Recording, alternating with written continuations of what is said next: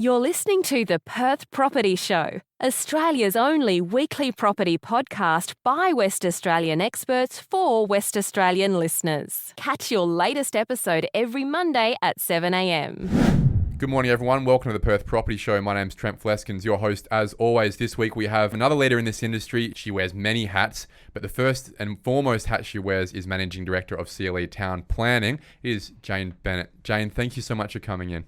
Thanks for having me today, Trent. Mate, we've spent probably an hour and a half before even recording this morning having such a fantastic conversation about the industry. Clearly, both of us are very passionate about where things are at, the delivery of housing and planning in general in Western Australia, and I can't wait to hear your thoughts today. But first off, I thought we would get a little story from you about how things started, I'm assuming at university maybe, how someone goes to being the managing director of a town planning firm, but also Deputy Chair of the WAPC, sitting on the board in DevWA, sitting on the board in the Future of Fremantle organisation. It's a lot of hats. Where did it all start? Thanks, Trent. It's really exciting to be here, and I think it's a really exciting time for all of us in property in WA with the rate of change that's going on at the moment. My property pathway started before uni when I was scratching around through the hard copy TISC book deciding what I was going to enrol in at uni, and it was between planning and teaching. And my grandparents had a family friend who was a town planner that was pretty high up at Department of Planning and said, we could probably get you some work experience. And so I tried out some work experience at DPLH, and actually it was DPI then. Really enjoyed it and loved the diversity of the work. Things evolved from there. I went to university at Curtin, and Curtin now is WA's only Planning Institute accredited planning degree, so really the place to go for planning professionals. And then continued with work while I was at uni. So I started at Town of Claremont while I was at uni working, which really gave me such great hands-on experience and really at the coalface as the planning assistant at the Town of Claremont on the first day, being given a report to write for council and being told, there you go, there's your computer, put it together. So that gave me great experience. I went on to work at the City of Mandurah as well and started there as a planning officer. I grew up in that area, so it was very logical for me. That was the reason I chose it. But really the benefit of that was the diversity that that place offered. And before you and I were speaking about interesting local governments, the local governments as a stepping stone in your career that are the most beneficial are the ones with that diversity of work. So the ones that'll give you rural residential or health or education precincts, diversity of residential opportunities to consider, mix of land uses really gives you that depth as a planner. Some canals in there as well. Definitely some canals there. Then I was coming into contact with Chapel Lambert Everett, it was at the time when I was at City of Mandurah, and they asked me if I'd come for an interview, and I thought, no, I'm actually pretty happy where I am. Don't need to do that. And I did go for the interview, and then 20 years later, here I am. And I also did an MBA along the way as well because I was going to be the CEO of a local government, and that was my career aspirations back in the day. And that was a prerequisite, you think? I think now, looking back in hindsight, I was just hungry to learn more about how business worked in general beyond just planning. But I loved it. I didn't do it at great speed. It took me about 5 or 6 years to do that degree, but I learnt along the way and used practical assignments. But you'd be quite unique in your field. I wouldn't have thought there'd be many planners in private or public sectors in WA where they've also got an MBA. That would set you apart as a leader in this industry. I haven't thought about it before, but there probably isn't many. I went on to do the AICD diploma as well pretty quickly after that too, because I had an interest in business and institutions more broadly too, so that was really logical. But probably the other thing that gave me the biggest assistance in my career was industry involvement. So when I was at uni, I was heavily involved in the Planning Institute. I was part of the Young Planners Committee, and back then that was about organising social events and I think it is still mixing tubs of sangria in my carport for boat cruises, which was great fun. But that's now evolved into I was Vice President of UDIA for a number of years, stepped back at the moment given the other government commitments that I have on, and that platform of Planning Institute and then UDIA opportunities really helped my networks. And I think putting myself out there in uncomfortable situations that I call them my Brussels sprout moments, which you don't really want to eat them, but you just know they're good for you, so you just do it, and it really makes a big difference. And after enough of them, it starts to get easier to eat them as well. Yeah, you find good ways to roast your Brussels sprouts, and they're actually quite enjoyable. And I think that's a theme along a lot of the leaders in this industry is that whilst they're all very competent at their job, what sets them apart is their ability to build relationships with peers and essentially find peers that have similar values, same level of integrity, and clearly enough competency to have very stimulating, interesting conversations and then make a difference together. Because it's very obvious in this industry, you get nowhere by yourself, whether you're a developer or a planner or in local government. Whilst we might sit on various sides of the system, we all need each other to achieve things and fulfill ourselves in our career. So building that network, having people respect you for what you do, for how you do it, and essentially the scale at which you do that really does have a lot of impact as to the trajectory of your career and how much you can impact the industry as well. It goes hand in hand. It does. And I've always made a point of seeking out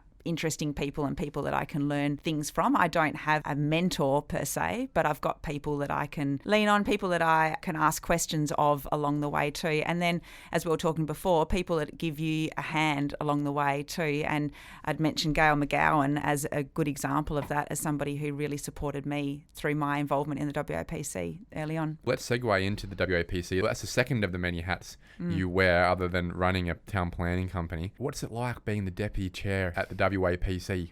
What goes on in that place these days? The opportunity and the privilege is not lost on me by any stretch. It's such a great opportunity and I really do take it very seriously, and the significance of it is really not lost on me either. The proposals that we have come to us, particularly through the Part 17 pathway, the State Development Assessment Unit pathway, are enormous proposals, and they're proposals that no planner in their career will get more than a couple of them to deal with, and I get to see multiple of them both in the metro and in the regions. Next week, I'm going out to see the Flat Rocks Wind Farm and have a look at the expansion of the green energy out there. You learn so much along the way. And for me, it's about giving as much as I can into that decision-making process to make sure that we end up with great outcomes in all of those decisions and pragmatic outcomes as well. When you look at the system in place, the interface between DPLH and WAPC and the public and our expectations, what's your perspective on how things are performing right now and how well we're doing at solving these supply problems we've got? I think that we need to look back at the last 10 years of planning reform and acknowledge that we've come a really long way. And when Anthony Albanese announced the planning reform agenda earlier this year, WA really has come a significant way and has got one of the best systems in Australia.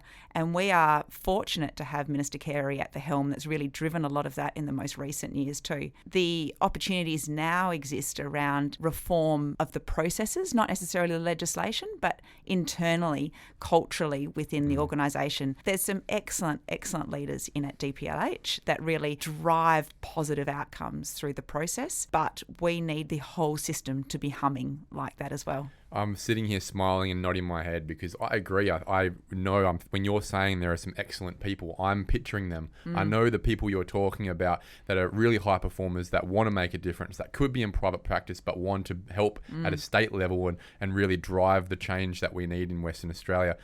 Not just from a policy perspective, but as you mentioned, and what I think is even more important here is from a cultural perspective. You can have all the policy you want, and there's grey areas in policy left and right. But the culture that you have within the certain silos, whether it's WAPC, DPLH, EPA, the local governments, Water Corp, Western Power, that will determine where your outcome sits in the grey of all those policies. And I've seen very, very strongly how those outcomes can swing from left to right based on whether an organisation just wants to be on board or not, or even has the culture or the capacity to be on board. So I agree with you. I think that the planning side of things, the policy side of things, is certainly moving in the right direction, has a lot of space to move still on that.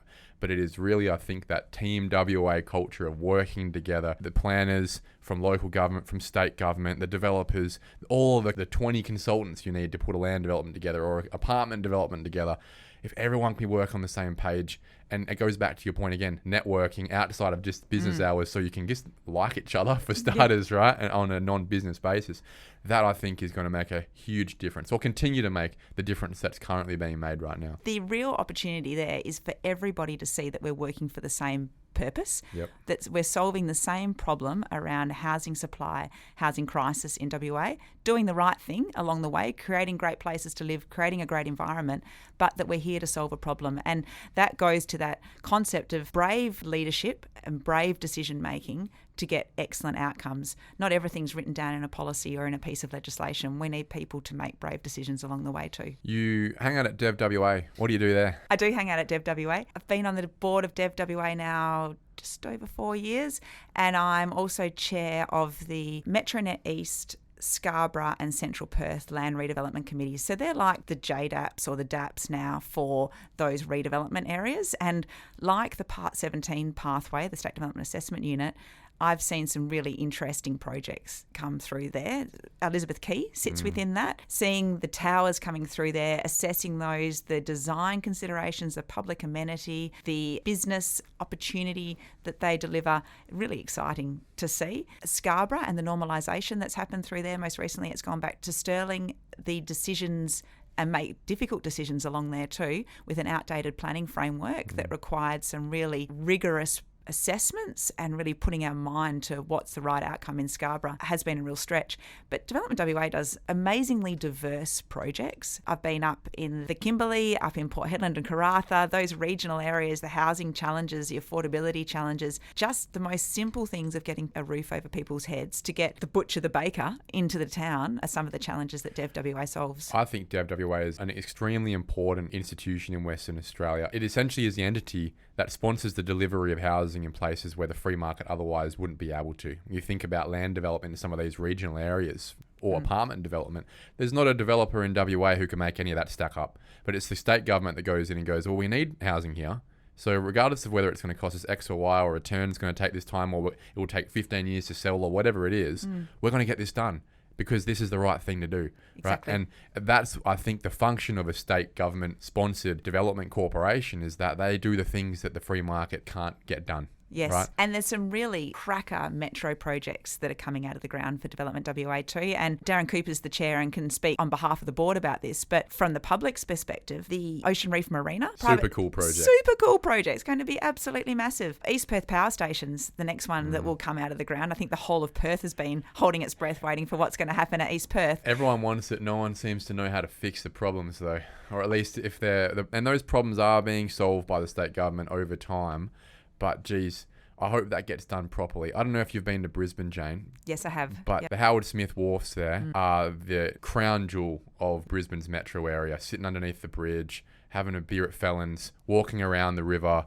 It's phenomenal. And I see that East Perth Power Station as an opportunity to be that cultural activity, entertainment hub that's connected to the bridge, connected to the stadium, that all of us can go to as a destination and activate our river. I don't know if you've noticed, but we have the least activated river in the country, totally tied up by R10 millionaire blocks. And you compare it to Brisbane, for example, they use their river. They have cycle paths running in the river, not along the river, in the river. Yeah, they have ferries fantastic. going left and right. They have apartment buildings that thousands of people can enjoy the amenity of that river sitting next to the river. Instead, what do we have? 2,000 square metre lots facing the river. Yeah. We have no activation, minimal pubs and bars and museums. East Perth Power Station for me is the one opportunity we're going to have to create something that will change the face of our state. It will, and that building is absolutely spectacular. You know, having been inside of it, the history that's wrapped up in there too, for everybody to be able to get access to that is absolutely amazing. But the benefit of that site is its scale and the fact that you can get something out of the ground there on the bigger footprint of the site whilst the heritage component's redeveloped. But you're right, there is significant opportunities sitting there with that river frontage. The thing that concerns me is that we've had a couple of big boys have a crack at that. Forrest's have a crack, Stokes has had a crack, and they've both given it back. I wonder what it's going to take to get this site into the next stage of planning and development, because it is a reality. This thing's going to take many years, isn't it, to remediate not only the site, which is happening right now, but also the planning situation. Access, for example, off of East Parade, a perfect example. Definitely not for me to say, and for a broader conversation with government, but it's about looking at the problem in a different way, I think, and how we deliver that site rather than the traditional way that we've looked at it. And there's plenty of opportunities there, and the similar opportunities present themselves down at Fremantle too. The site that's down there as part of the Future of Fremantle project is the East Perth Power Station next level. Before we talk about the future of Fremantle, can we quickly talk about Scarborough? Yes. I'm hearing all around the streets that we're getting to a point where maybe we're capping out on the scale of development that the state and local government are probably going to accept in the area. Is that true? Is there an appetite still for more development? I mean, we still see the Three Oceans site sitting there. It's a blight on Scarborough. None of us can do anything about it. But Gary Dempsey's got a couple of projects up recently in Brighton area.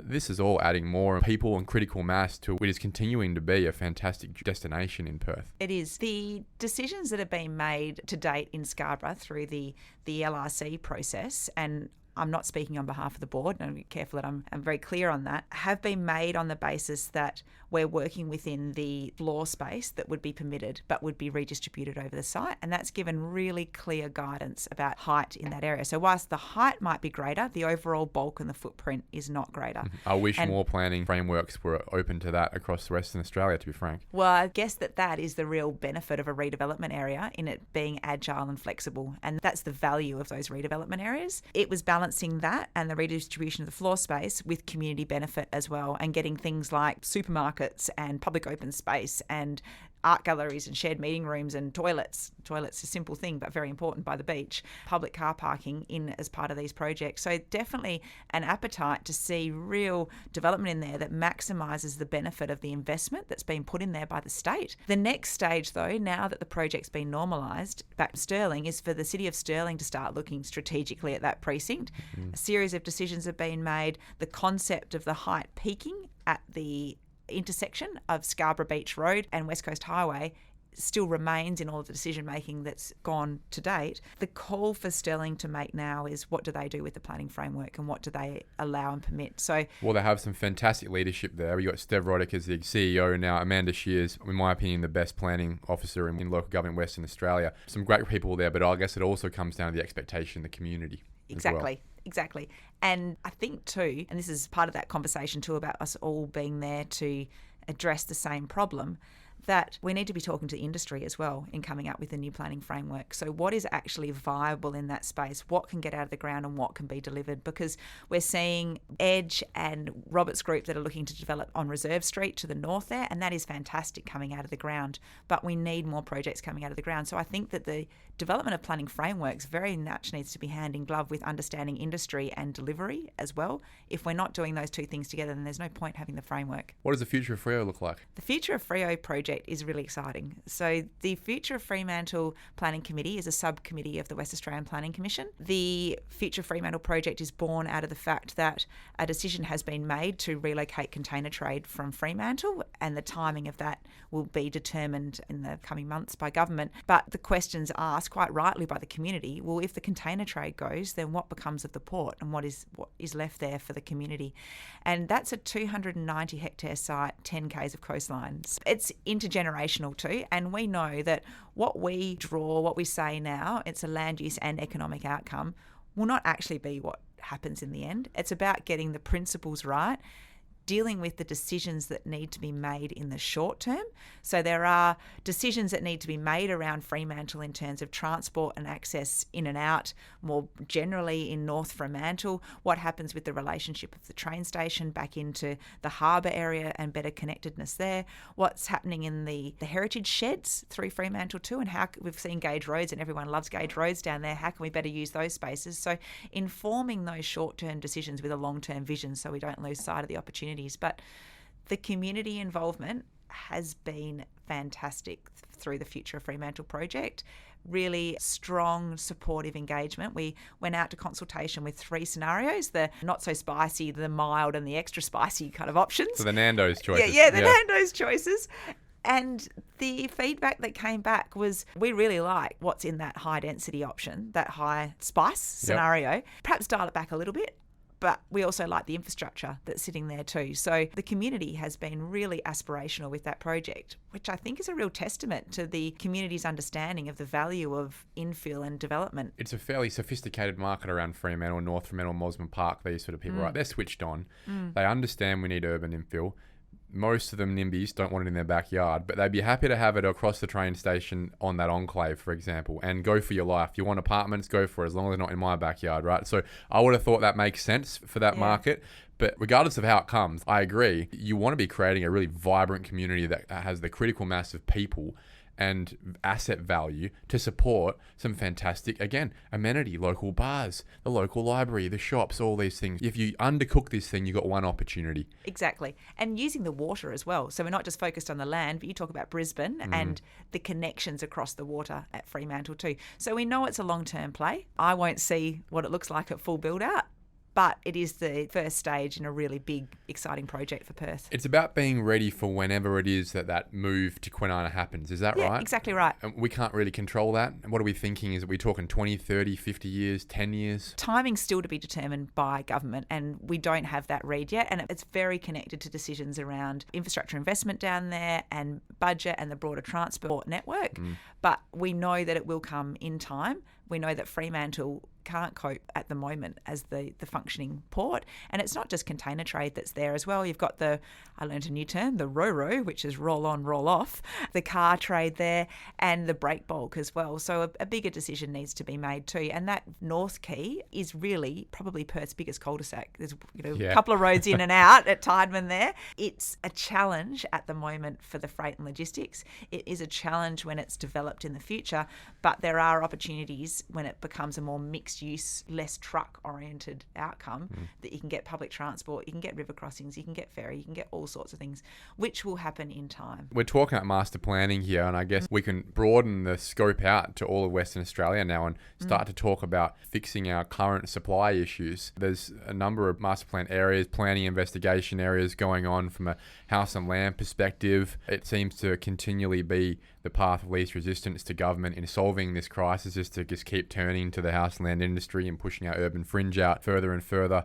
at the expense of the decisions being made to eat the Brussels sprouts, for example, which is the urban infill. I use that very deliberately. It is the decision between ice cream and vegetables, essentially, in my opinion, on how you fill your stomach every day. And it's always easier to eat the ice cream. And we've been doing that for decades. It seems like we're still provisioning for that in Mundajong, in East Wanneroo, Bullsbrook, these sort of areas. The irony of it is that I think most of us agree we need to start tempering that and bringing more urban infill into the mix. But we also don't even have enough of that house and land development pipeline, do we, to even give the kids the ice cream on a Sunday in a couple of years. That's the problem, is we don't have enough of either going on. Yes, exactly. And the housing challenge at the moment means we need to eat our vegetables and our ice cream, the whole lot, dessert every day, because the supply challenge is immense. The key here is about, it's not one or the other, it's about both housing typologies can coexist at the same time.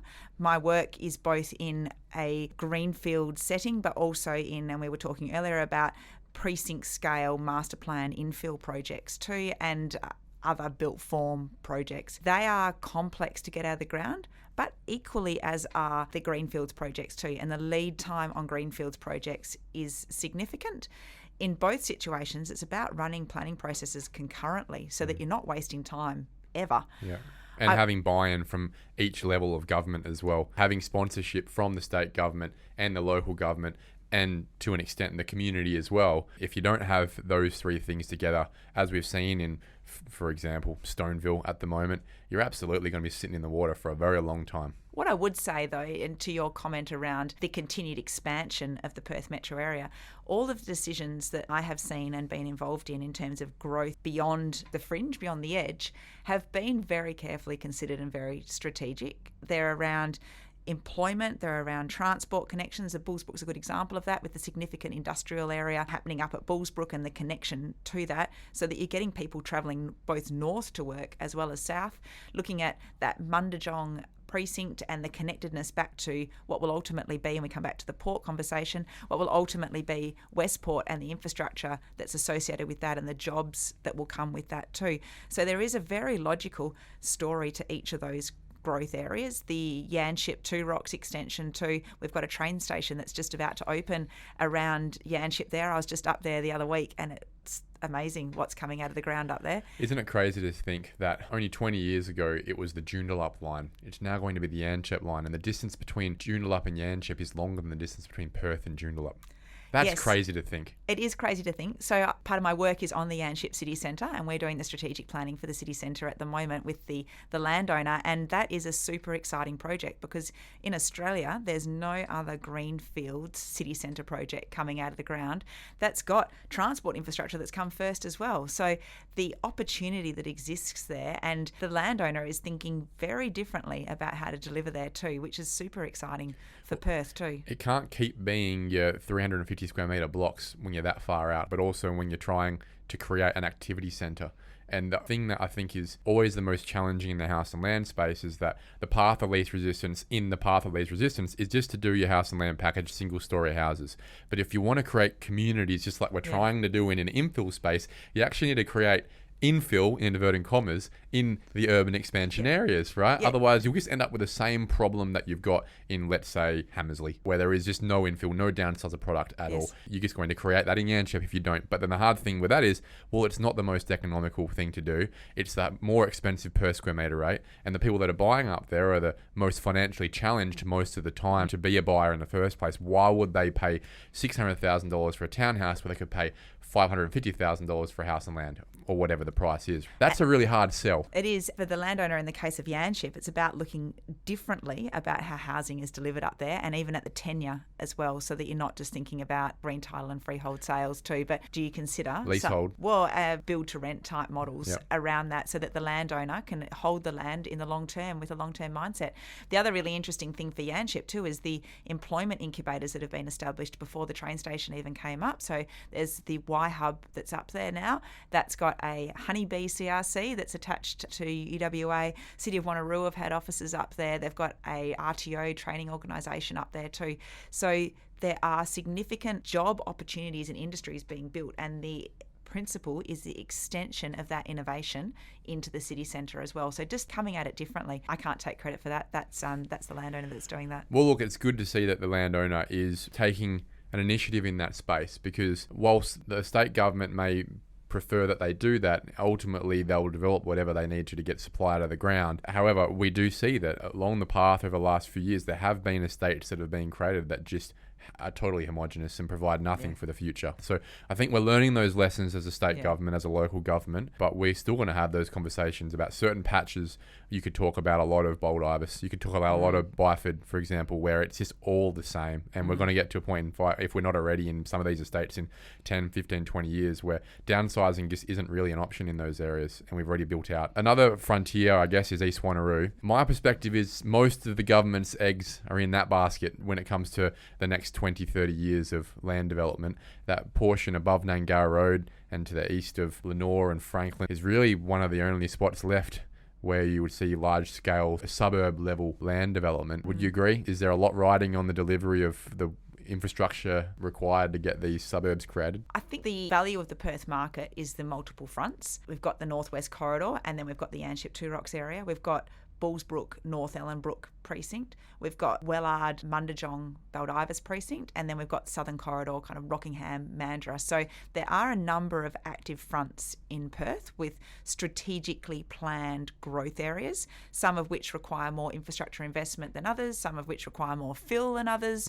Nowhere is perfect at the moment, and I think that's the key, is that the easy land, so to speak, has been developed. And so whatever's left is really difficult. And fragmented ownership is one of the key challenges in both infill and new growth area delivery. The key, though, is I think government has a real role in picking winners. So for government to take the lead on precincts, both within a East Wanneroo precinct, but also within an infill situation as well, and assemble the land, but drive the planning processes, drive the delivery, whether it's through DPLH, a redevelopment authority, the local government, it doesn't actually matter, but actually focusing on those challenged areas, because what we don't want in Perth is a single development front. We want multiple development fronts happening at the same time, along with a really healthy infill market with one day apartments that stack up and work, and precinct-based medium density product that works too. And that would be the best outcome for Perth in making sure that we can meet the really aspirational housing supply targets that have been set by our federal government and also by the state. It's interesting you mentioned that, is that real targeted planning, because Emily Young last week spoke about one of the PCA's main advocacy points is to get the state government to continue to work on early delivery of the future frontiers to make sure that we're not in a position that we probably shouldn't be in, to be frank, right now in, let's say, East Wanneroo, where we're still trying to figure out where the wastewater is going and how we're going to connect all the fragmented land and how the sewer is going to work with different contours. It's not easy out there. There's very challenging topographical conditions really to get sewer out there, and where is it coming from and all those sort of things. But you really would have liked it by now to be able to be developing in East Wanneroo. This would be a very good time to have a lot of those tracts of land available to the big guys in Perth to help solve this problem. Instead, they're chipping away at the last veins of gold in the mountain in Henley Brook, and a little bit left in Ellenbrook and the Yanchep, and a little bit left in Baldivis. Does it feel like right now we really are extending mine lives, if I can put it that way, rather than opening up a brand new mine? I wouldn't call them mines, but I definitely know what you mean with the analogy. And I can see, the space that I work in, both in the infill precincts and for new growth areas, a number of strategically planned significant projects coming out of the ground, but they are in the 3, 4, 5, 6, 7, 8 year time frame. There's a gap. Exactly. There's a gap, and it's not next year, and that's a problem. That's a situation we're all in, and industry is really pushing for quicker delivery, and in East Wanneroo is a great example of that, because there is that really short-term supply issue right now. And hence back to my comment earlier around the concurrent planning processes. We need every level of government to be working together so that we can get approvals out, and the right approvals and the right projects as quickly as we can. You mentioned apartments just briefly before, and that is the second part of the solution, right? That is the broccoli to the Brussels sprouts, even less savoury for most people.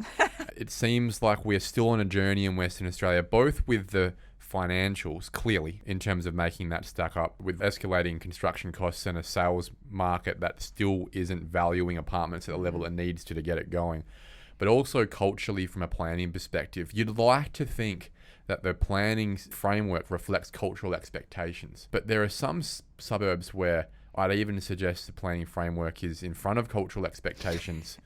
And obviously in others where it's the opposite. But unfortunately, the areas where the local community are probably not that against apartments and urban infill is where it least stacks up. And the areas where the local community are most against infill is where probably the only opportunities right now to make it work. How do we start to solve that problem? Is it simply going to be a function of time, of more and more people being exposed to different apartment buildings and realizing it ain't that bad and actually it's pretty convenient and I like my life and I'm going to make the move? Or is it going to take some real shift in prices for people to just go, you know what? This is all I can do. This is my only option, whether I like it or not. It's probably a combination of all of those things. And for a long time, industry and government have talked about community education in that space too. It's very difficult to deliver community education in that space without having projects that they can touch and feel that are in their own local neighbourhoods.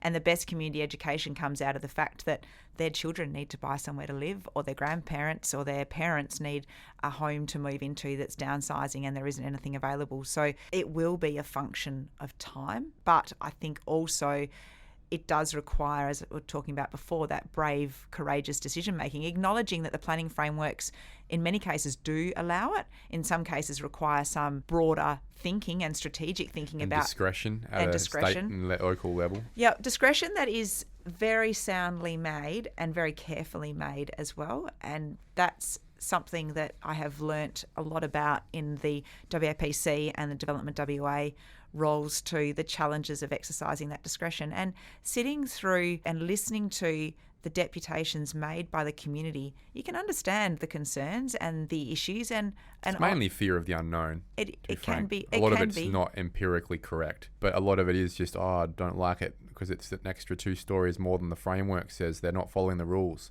The problem is that whether it's by design or by coincidence, the current reality of the framework is that there isn't a project really in Western Australia that would stack up unless they receive discretion over and above what is mainly the issue, height limits in Western Australia, for it to be approved. It seems to be a system at the moment where the planning framework has not caught up with the economics. That question, I think, is twofold. There's the need to regularly update planning frameworks. Yes.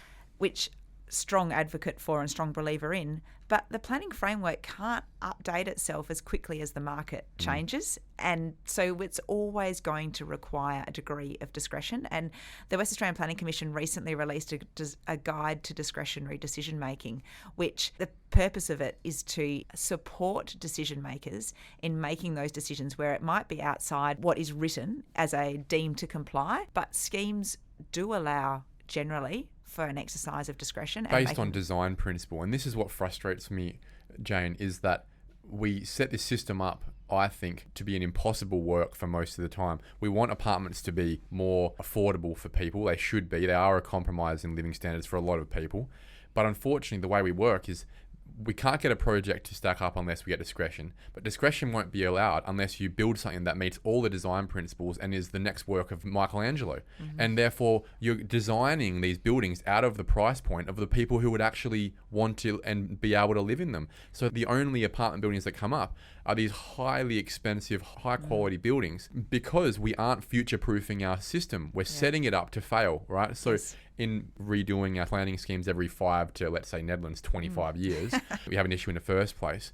But given that we do that, we're also only just meeting the market or expectations of the community at that time. And then we fall away again straight away. Then developers need discretion. Why isn't there future proofing? Why aren't we looking back? And you think about even, I hate them in terms of their appropriateness for today's society, but you think back to the 60s when the BGC flats were built in Mosman Park, in Vic Park, in Maylands, in Highgate.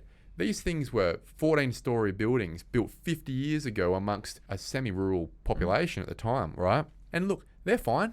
They serve a purpose in today's society for low-cost apartment living. Why can't we be future-proofing our infill system to not only incentivize it to work now, certainly, but to not have to be updated or given discretion for high-quality fit-outs in Cannington in 3 years' time from now where, maybe people aren't used to seeing 7 stories, but 5 isn't going to help us in 20 years. We'll look at the 5, go, it's too expensive to knock down, but it certainly doesn't serve our population anymore. You make a good point around design review and the challenges of design review, that good is good enough in some situations, and perfect and amazing and international design competition doesn't have to be everywhere. Not every building has to be a resort. I agree with that. And I think that there's a need to carefully think about design review. And I was part of the WAPC process in reviewing the State Design Review Panel, and I know that now the next level of thinking is on local design review and what needs to happen at a local design review level and what projects do go to local design review. And with that too, that design review is about getting an outcome. The outcome isn't the review itself. So it's not about always doing 3 reviews or 4 reviews. It's about, if you just need to do 1 review, then that's great. You just do 1 review and then you're done and you can get on, then you can get to your delivery. It's a culture of justifying positions, I think, in some cases, these design review panels, iteration after iteration after iteration, which is not only time, but is continual criticism on what is actually, as you said before, fine. There's nothing wrong with it. When I think about Europe and the infill that they provide, I would suggest that nearly none of the apartment buildings being built in Switzerland, Austria, Germany, the Netherlands at the moment, England, would pass any design review panel in Western Australia. They are very simple, practical buildings. They don't focus on design per se. They focus on efficiency. They focus on energy efficiency and long-term build quality so that these things are still stacking up throughout renovation cycles 100 years from now. Whereas what we're building is flashy cars. That isn't going to stack up in 15, 20 years, but it looks sexy now, and they will depreciate very quickly over time as the next sexy thing gets built 10 years from now. We've built a culture of that, and I don't think it's going to serve us long term when we're trying to build affordable infill apartments, trying to build 300 apartments on a 3,000 square metre lot rather than 300 houses on 20 hectares in the middle of nowhere. There's clear arguments for infill, but we seem to be just continually biting our nose off to spite our face. I think what comes from that is the need to apply an economic or an affordability lens across every policy decision and planning decision that we make. And that doesn't necessarily just go with planning policy. That goes with environmental policy, with main roads transport policy. What impact is this decision having on the affordable living for the community? And what's the upside? What's the upside? What are the long-term implications of this decision too? And there is definitely room for that lens to be applied over planning decision-making from an economic perspective. More pragmatism, I think. And the issue I think we see here, and it normally comes out of the fact that wherever the decision maker is sitting, they're sitting in a silo. They're really not pulling themselves out of the position, understanding the holistic view of the market, taking advice from the other consultants in that holistic decision-making process, whether it's the EPA, whether it's the DPLH, whether it's the local government. When you make decisions in silos, you'll often get it wrong. I'd like to think the decisions I've involved in haven't been in silos, and we've been able to connect and reach out and understand that bigger picture. But I can absolutely see where you're coming from in those challenges, and I do see that in my day-to-day as well. So we've spoken quite strategically and holistically about the challenges that everyone knows we're facing right now in terms of supply. My understanding, my belief is that we need to be providing at least 25 to 30,000 homes a year. And I think that's actually conservative when you think about population growth and the growth that's happening and the deficit we've actually been creating over the last 4 years in the first place. I think it really needs to be like 35, 40,000 homes a year. What is our current delivery capacity? I think the challenge there is really understanding how much supply we have available to us. Yes, at least 25,000 to get to the federal government numbers. The delivery to date hasn't been anywhere near 25. We're going to sub 20. We're at 15 for years exactly, now. And I think that's actually more of a trade-based capacity rather at the moment than a land availability or even an apartment feasibility space. Yes. And so the understanding needs to be developed around the amount of land that we've got available, the time that, in both infill and greenfields, the time it will take to come to market, and when we can see to supply on that to understand whether we can actually deliver. And if we do, as you were saying before, have that gap at that from now to kind of 5-year time frame, which I think everybody in the market is seeing that there is that gap at the moment in terms of supply. There are monitors that WAPC have, the Urban Growth Monitor, the Urban Development Outlook, but what we need to understand is including those planning investigation areas, including those future urban areas, taking those as case studies. When will they come online, and what is the impact of not having them online looking like for the market? So a much more sophisticated system in terms of that understanding of supply. But from what I understand, across Australia, there are no other states that deliver a more nuanced understanding of supply than WA has. So it's a real challenge nationally. Where does it need to be coordinated? At the Planning Minister's office? Who needs to be the person holding this Excel spreadsheet here? I think part of the challenge with that is it needs all government agencies to come to the table, and it needs Water Corp, Western Power, Environment, Planning. So it needs to be centrally held, and we have seen the establishment of the Housing Supply Unit.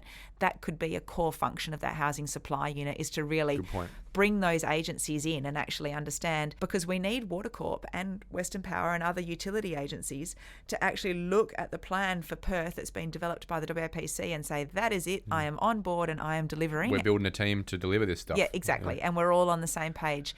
And at the moment, not my view, wearing any other hat than as a planning practitioner in the industry, is that we've got some room to move in that. We need to get a much better understanding of all agencies on the same page in terms of delivery. What you're telling me, which is becoming more and more stark every day, is even the national newspapers now turn from being dovish on Perth to being actually bullish on Perth for the first time in years, is that I'm becoming less and less concerned about sounding bullish about the Perth market, sounding like a spruiker, and actually believing that by saying things such as, we have a very big issue over the next 2 to 5 years in the delivery of the housing we need in terms of the planning side and the labour force side capacity, and that is going to continue to lead to price growth we haven't even imagined before in Western Australia, as being not inflammatory but actually quite accurate. And even places like Oxford Economics in the AFR was quoted yesterday as suggesting that Perth's median house price, and I actually had to double check what I was reading was correct. They're firm that Perth's going to get $1 million in the median house price in the next 3 years. All of us with the houses are sitting there going, oh, that sounds great. But the rest of us in the planning, development space are going, that is the symptom of a serious issue that, even though we talk about it every week, is still being underestimated. It is, and we have a strong government at the moment. We have a planning minister that is solution focused and delivery supply focused. Absolutely. So I'm confident that we are all heading in the right direction and government are heading in the right direction. But it's the pace of change. Like you say, that 3 years is so quick that I don't know that anyone can keep up with that.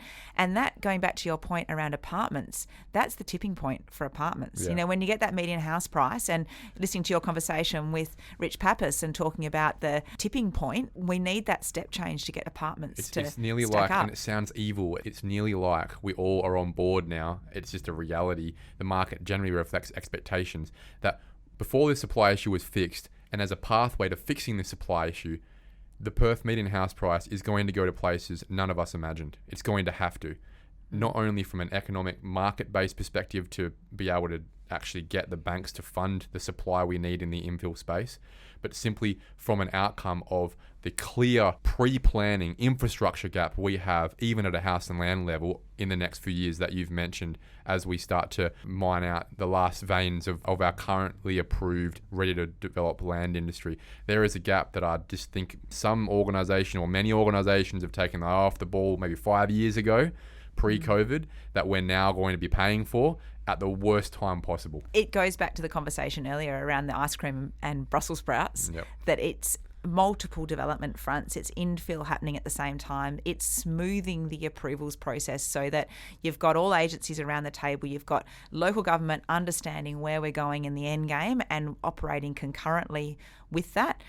Looking at initiatives like what DPLH are taking with the referrals unit internally at DPLH, so that DPLH are taking ownership when a referral doesn't come back from an agency, following that through. And at the moment, that's been extended through the Part 17, the State Development Assessment, and the Part 11 new, which will now be Part 11B. Potential to be able to roll that out to structure planning, to Every level. If you're not going to get on board, we'll step in. And there's some real shiny examples of that at the moment through DPLH's activities. So the establishment of TAG groups, technical advisory groups, for key projects which bring all government agencies to the table. We had a recent example where we had 35 different people sitting around the table, from DPERD, fire, utilities, Does that local help? government. They always say if you want to slow things down, form a committee. What it does is it means that people can't, maybe this is a wrong turn of phrase, but people can't hide behind the emails or hide behind the policy. They actually, They need to rock up to the meeting. They're going to rock up to the meeting, and they're also going to have to own and understand the same problem that we all understand, and we're all headed in the same direction. And that's the really powerful thing about bringing all those groups together. It then also means that as the proponent, you've got a contact at each of those agencies that you can go and talk to individually, and then it circles back to that bigger group. So I think long gone are the days of government bureaucrats being able to sit away and hide behind email responses. Everybody is part of the solution here and bringing it together. Team WA. Team WA all the way. Jane Bennett, thank you so much for coming in. I have to say this on air. You're probably the most impressive person I've had on this podcast for quite a while, and we have some absolute elite minds come on this podcast from around the state. Thank you so much. I thoroughly enjoyed this chat, and we could have gone for another hour. But please come back again and give us an update on how things are going. Thanks, Trent, for having me today. It was really a privilege to be here, and you've added so much to the Perth property industry. So thank you for having me. Thank you for listening to another episode of the Perth Property Show. If you've only just joined the conversation, you can catch up by heading over to our website, perthpropertyshow.com.au, subscribing to the podcast, or joining our Facebook page. Don't forget to tune in next Monday at 7 a.m. for more expert insights, local analysis, and suburb spotlights. Happy hunting!